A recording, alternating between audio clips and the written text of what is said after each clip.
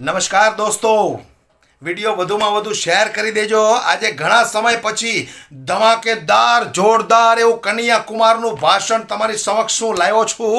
Video જોઈને તમારા પણ હોશ ઉડી જશે, કારણ કે કોંગ્રેસની અંદર અત્યારે ટોપ લેવલ ઉપર હોય તો આ કનૈયા કુમાર એક એવા વ્યક્તિ છે કે જે ભારતીય જનતા પાર્ટીના નેતાઓની ધોલાઈ કરી નાખે છે, અને ખાસ કરીને નરેન્દ્ર મોદી અને અમિત શાહની, હા, ભક્તોના આકાની અને ભક્તોના ફુફ્ફાની જે ધુલાઈ કરી છે એ વિડીયો મારે તમને સંભળાવો છે। પણ હું આશા કરું કે વિડીયો પૂરેપૂરો સાંભળજો અને દરેક લોકો સુધી પહોંચાડજો, કારણ કે ગુજરાતની અંદર આવા જોશીલા યુવાનો ખૂબ ઓછી સંખ્યામાં છે। એટલે ગુજરાતની અંદર ભારતીય જનતા પાર્ટી 30 વર્ષથી ટકી ગઈ છે, પણ હવે સમય આવી ગયો છે। હવે સમય આવી ગયો છે કે આ ભારતીય જનતા પાર્ટીને ગુજરાતમાંથી નહીં, સમગ્ર ભારતમાંથી ઉખાડી ફેંકવાનો। એટલે જે રીતે કનૈયા કુમારે જબરજસ્ત ભાષણ કર્યું છે એ ભાષણ તમે સાંભળો, તમારા પણ હોશ ઉડી જશે। સાંભળો તમે ડॉक्टर कन्हैया कुमार ने। इस देश में प्रधानमंत्री कह रहे हैं कि हमने जनधन खाते खुलवाए। बहुत बढ़िया, बजाओ ताली। और खाते जब खुलवाए तो 500-500 रुपया आपसे डलवाए। अब देश का पॉपुलेशन प्रधानमंत्री हमेशा बोलते रहते हैं, क्या कहते हैं, 125 करोड़। अरे 125 करोड़ में से 50 करोड़ भी यदि खाता खुला तो 50 करोड़ गुना 500 रुपया कितना हुआ? जोड़ते रहिए, सुन्ना डालते रहिए। और एनपीए किसका माफ किया गया? किसका कर्जा माफ किया गया? किसान का। किसका माफ किया गया? अंबानी जी का। कितना कर्जा माफ हुआ है सोच के बताइए। उसका फिगर आपको पता है? आपको घर में जितना कमरा होगा सब में भी रखिएगा तब भी जो है बाहर रह जाएगा। 3,16,500 करोड़ रुपया कर्जा माफ किया गया है। और 3 लाख रुपया मोदी जी किससे मांग रहे हैं? आरबीआई से। और नहीं दिया तो पटेल जी को क्या बोले? Okay tata bye bye sayonara. 3 lakh crore. और 3 लाख करोड़ का एक और रहस्य और तिलिस्म है, उसको भी समझ लीजिए। जब नोटबंदी की गई तब प्रधानमंत्री ने लाल किले से कहा, बेहतरीन झूठ बोलते हैं लेकिन सामने से देखिएगा ना, आपका दिल कहेगा कि कुछ भी हो, इस बंदे को तो झूठ बोलने के लिए ऑस्कर मिलना चाहिए। माइक पे खड़ा होकर के उन्होंने कहा कि नोटबंदी के बाद 3 लाख करोड़ रुपया काला धन वापस आया है। तो 3 लाख करोड़ अगर काला धन वापस आया है, लॉजिक लगाइएगा, हम मोदी जी का विरोध नहीं कर रहे हैं, अपना तर्क इस्तेमाल कीजिएगा। तो मेट्रो बनाने के लिए 1 लाख करोड़ जापान से कर्जा लेने की जरूरत है? सोचिए ना सर, सोचिए, समझ में आ जाएगा। अरे कोई जन्मजात मोदी विरोधी थोड़ी हम पैदा हुए थे, उनका विरोध करने में मजा थोड़ी आता है। It's bad job, it's not a good job. क्यों करना पड़ रहा है? इसलिए करना पड़ रहा है कि बाप दादे ने जो पेड़ लगाए थे उसका मजा हमने लिया। इस देश में यदि बाबा साहब भीमराव अंबेडकर का संविधान नहीं होता तो इस देश में पब्लिक एजुकेशन पे पैसा खर्च नहीं होता, और पब्लिक एजुकेशन के भीतर एक ही बेंच पे ब्राह्मण और दलित का बच्चा एक साथ बैठ करके पढ़ाई नहीं कर रहा होता। यह है संविधान की ताकत। यह संविधान किसी एक जाति, किसी एक धर्म के लिए नहीं है, यह संविधान इस देश के लिए है, और देश देश के लोगों से बनता है तो लोगों के हक और अधिकार के लिए है, न्याय और बराबरी के लिए है। ये जो संविधान की ताकत है, उससे जो हमने पढ़ाई की है, ये हमारी जिम्मेवारी है कि हम इसकी रक्षा करें। उसी प्रोसेस में आप ये देखिए, 1 लाख करोड़ रुपया कर्जा ये ले लिए हैं। नारा क्या लगा रहे हैं? Made in India. वाह गुरुजी, कहते हैं मेड इन इंडिया। नागपुर में मेट्रो बन रहा है, कंपनी का नाम पढ़े हैं? कहां की कंपनी है? चाइना की है। आप सब लोग देशद्रोही हैं। कहां की कंपनी है? अभी आप सब लोग भी चाइना बोल रहे हैं। आप जी न्यूज क्यों नहीं देखते हैं?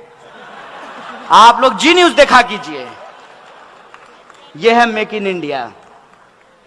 क्या इस देश की किसी कंपनी के पास इतना स्किल नहीं था क्या? क्योंकि एक नारा है ना, स्किल इंडिया। तो क्या इस इंडिया में इतना स्किल नहीं था कि नागपुर का मेट्रो वो बना सके? नहीं था इनके हिसाब से। क्योंकि ये स्किल इंडिया नहीं है, इसका एस साइलेंट है, यह है एक्चुअली किल इंडिया। और नोटबंदी से इस देश के छोटे छोटे जो उद्योग धंधा करने वाले लोग थे, जो छोटे छोटे व्यापारी थे, उनके उद्योग धंधों को तबाह कर दिया गया और पैसा आपसे लेकर के पूंजीपतियों को दे दिया गया। और जब आरबीआई ने कहा कि इससे ज्यादा नहीं कर सकते भाई, सितार के तार को इतना ही खींचिए जितना में सुर भी निकले, ऐसा ना हो कि टूट जाए। उर्जित पटेल कहा ओके बाय बाय। यह है इस देश के इंस्टीट्यूशन की हालत। एक एक इंस्टीट्यूट को आप उठा करके देख लीजिए। आप चुनाव आयोग को देख लीजिए, आप सीबीआई को देख लीजिए, आप आरबीआई को देख लीजिए, और आप पब्लिक सेक्टर यूनिट जो है उसकी स्थिति देख लीजिए। हर पब्लिक सेक्टर यूनिट को कहा गया कि आपको शौचालय बनवाने हैं, लेकिन शौचालय बनाएगा कौन? आरएसएस के 600 संगठन हैं, 600। और किसी को ठेका नहीं देना है। किसको देना है? यदा सदा वत्सल्य, सुबह सुबह जो जाकर के करेंगे उसको ही ठेका देना है। और वो क्या किया? वो सुबह में बाथरूम बनाया, शाम में लेकर के घर गया। हम तो अब पूछना बंद कर दिए हैं कि 15 लाख हमारे खाते में आया कि नहीं आया। हम तो सिर्फ ये सरकार से जानना चाहते हैं कि जो बाथरूम आपने बनवाया उसमें पानी आता है कि नहीं आता है। जब लोगों को जोर से आ जाए तो पानी मिलेगा कि नहीं मिलेगा, हम तो ये पूछना चाहते हैं। किसी चीज का कोई हिसाब नहीं है। और भावनात्मक बातें, जैसे गांधी जी का चश्मा स्वच्छ भारत के पोस्टर पे लगा दिया है। ऐसा लगता है कि गांधी से कोई उसका चश्मा छीन करके सावरकर के सर पे लगा दिया हो। मैं कैसे महसूस करते होंगे आप कल्पना कीजिए। थोड़ा जो अपना इमेजिनेशन पावर है उसको देखिए कि सामने में एक बैनर हो जिसपे एक तरफ गांधी हो और दूसरे तरफ मोदी हो, तो गांधी जी को कैसा महसूस कर लगता होगा? अरे यार कहां फंस गए। इससे अच्छा तो राष्ट्रपिता नहीं होते।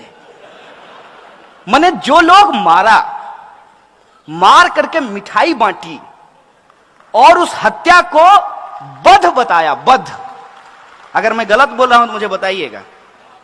गांधी हत्या को ये लोग गांधी वध बोलते हैं। वही लोग सत्ता में आकर के कितना बेहतरीन एक्टिंग करते हैं मोदी जी, समझिए। जब वो गांधी पे फूल डाल रहे होते हैं, कितना बेहतरीन एक्टिंग है। कितना बेहतरीन एक्टिंग है जब वो बाबा साहब अंबेडकर के फोटो पे माला चढ़ा रहे होते हैं। क्योंकि उनका सोच क्या है? सोच है उनका कि गटर में उतरने से आध्यात्मिक सुख मिलता है। गजब का प्रधानमंत्री हो यार। तो उनका एक वीडियो आया था, योगा कर रहे थे। मन किया कि पूछ लें कि गटर में कब उतरिएगा आध्यात्मिक सुख के लिए। कर्मयोगी नाम का एक पुस्तक लिखे जिसमें बोले कि गटर में उतरने से आध्यात्मिक सुख मिलता है। और उससे भी ज्यादा हमारे यहां बिहार में एक शब्द कहते हैं, ढीठ। ढीठ ढीठ कहने का मतलब यह है कि आप कुछ भी कहिए, दोनों कान का इस्तेमाल करेंगे, एक से सुनेंगे दूसरे से निकालेंगे और मुंह से मन की बात करते रहेंगे, जनता कहीं भी जाए। प्रधानमंत्री कहते हैं कि गटर के गैस से चाय बनाई जा सकती है। उनको गटर का गैस दिख जाता है। आपको गैस दिखा है? आप घर में एलपीजी यूज करते हैं ना, तो एलपीजी जो होता है उसमें स्मेल नहीं होता है ओरिजिनली, तो उसमें एक स्मेल मिलाया जाता है ताकि जब लीकेज हो तो लोगों को पता चल जाए कि गैस लीक हो रहा है। प्रधानमंत्री के पास अद्भुत कला है कि गैस भी देख लेते हैं। आंख है कि एक्सरे मशीन है, आप देख लीजिए। ऐसे ही थोड़ी उनको अवतार साबित किया गया है। तो बोले कि एक जब बार हम जा रहे थे तो गैस से जो है हमने देखा कि लोग चाय बना रहे हैं। अब इसको कोई भी कह देगा कि झूठ है। खुद प्रधानमंत्री के बगल में जब वो भाषण दे रहे होते हैं तो एक आदमी खड़ा होता है एसपीजी का, ऐसे करके, तो वो कहता होगा कितना बड़ा झूठा है यार। સાંભળ્યું ને? તો પસંદ આવ્યું હોય ને તો વધુમાં વધુ શેર કરી અને વિડીયોને એક લાઈક જરૂરથી કરી દેજો.